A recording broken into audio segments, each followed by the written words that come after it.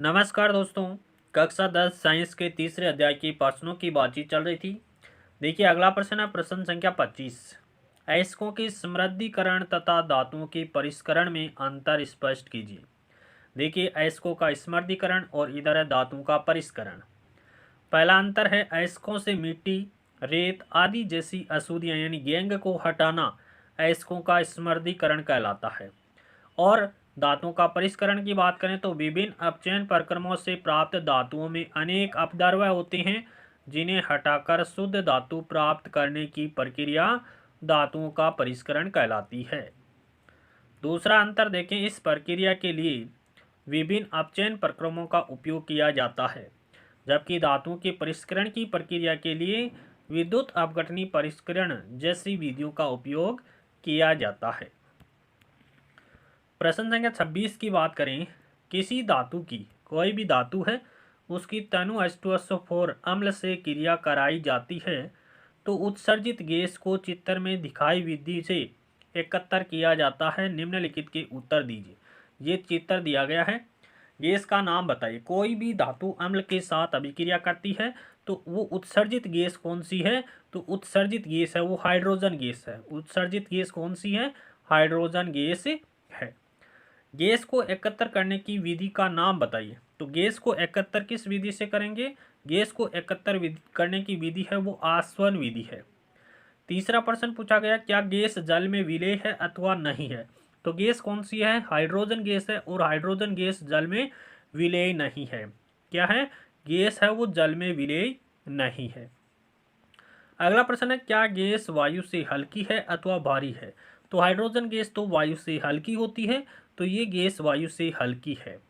Gas का रासायनिक सूत्र क्या होगा? तो गैस का रासायनिक सूत्र होगा H2।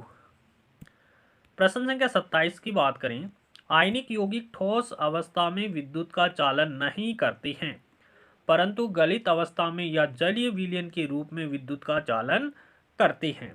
इसके पीछे वैज्ञानिक कारण क्या है? देखिए ठोस अवस्था में आयनिक यौगिक विद्युत का चालन नहीं करते हैं। क्यों? क्योंकि ठोस अवस्था में ढाल संरचना के कारण आयनों की गति संभव नहीं होती है, परंतु आयनिक यौगिक गलित अवस्था में या जलीय विलयन के रूप में विद्युत का चालन करते हैं, क्योंकि इन अवस्थाओं में विपरीत आवेश वाले आयनों के मध्य स्तर विद्युत आकर्षण बल होता है, ऊष्मा के कारण कमजोर पड़ जाता है। इसलिए आयन स्वतंत्र रूप से गमन करते हैं और क्या करते हैं? विद्युत का चालन करते हैं। प्रश्न संख्या 28 देखिए, तांबे की विद्युत अपघटनी परिष्करण का नामांकित चित्र बनाइए। तो ये है तांबे का विद्युत अपघटनी परिष्करण का नामांकित चित्र। इसमें देखिए एक टैंक लिया गया है और टैंक के अंदर अम्लीय कॉपर सल्फेट का विलयन डाला गया है। अम्लीय कॉपर सल्फेट का विलयन डाला गया है और यहाँ पर शुद्ध तांबे का कैथोड बनाया गया है और यहाँ पर अशुद्ध तांबे का एनोड बनाया गया है। कैसे तांबे का? अशुद्ध तांबे का एनोड यहाँ पर बनाया गया है और इन दोनों इलेक्ट्रोड को एक बैटरी के साथ संयोजित किया गया है। जब इसमें विद्युत धारा प्रवाहित करते हैं तो कॉपर Cu+2 के जो आयन हैं वो कैथोड ऋण आवेशित इलेक्ट्रोड की ओर गमन करते हैं और कॉपर धातु है वो कैथोड पर निक्षेपित होती है।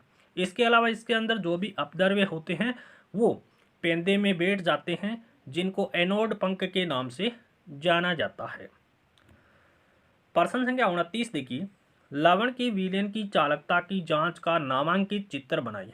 लवण का विलयन है, देखिए एक बीकर लेते हैं, कांच का बीकर है, गिलास है, उसमें जांच करने वाला लवण डाल देते हैं। मान लीजिए यहाँ पर कॉपर सल्फेट के लवण की जांच कर रहे हैं और उसमें ग्रेफाइट की छड़ें डाल देते हैं। ग्रेफाइट की 2 छड़ें डाल दी, एक ये और एक ये, एक को कैथोड बना दिया, दूसरे को एनोड बना दिया।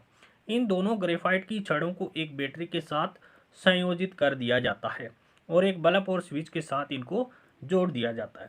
जब विद्युत धारा प्रवाहित करते हैं तो कॉपर सल्फेट के विलयन से विद्युत का प्रवाह होता है और ये जो आयन है वो विपरीत इलेक्ट्रोड की ओर गमन करते हैं। प्रश्न संख्या 30 देखिए, तन्यता को परिभाषित कीजिए और सबसे अधिक तन्य धातु का नाम बताइए। तन्यता किसको कहेंगे? धातु के पतले तार के रूप में खींचने की क्षमता को ही क्या कहते हैं? तन्यता कहते हैं। और सबसे अधिक तन्य धातु कौन सी है? सोना है। 1 ग्राम सोने से 2 किलोमीटर लंबा तार बनाया जा सकता है।